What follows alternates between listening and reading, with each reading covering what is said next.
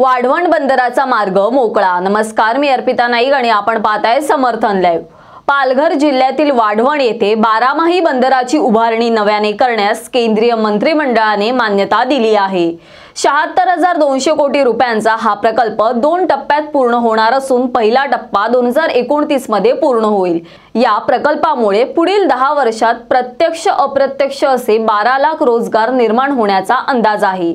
मोदी सरकारच्या तिसऱ्या कार्यकाळात झालेल्या पहिल्याच मंत्रिमंडळ बैठकीत राज्यातील या महत्त्वाकांक्षी प्रकल्पाला हिरवा कंदील दाखवण्यात आला आहे।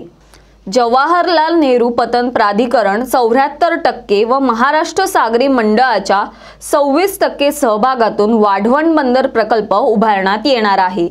1000 मीटर लांबीचे 9 कंटेनर टर्मिनल, प्रत्येकी 4 बहुउद्देशीय बर्थ व द्रव्य रूपातील कार्गो हाताळणारे बर्थ यांच्या उभारणीसह तटरक्षक दलासाठी रोरो सेवेसाठी तसेच सागरी कामांसाठी स्वतंत्र बर्थ उभारण्यात येणार असल्याचे केंद्रीय माहिती व प्रसारण मंत्री अश्विनी वैष्णव यांनी मंत्रिमंडळ बैठकीनंतर घेतलेल्या पत्रकार परिषदेत दिली।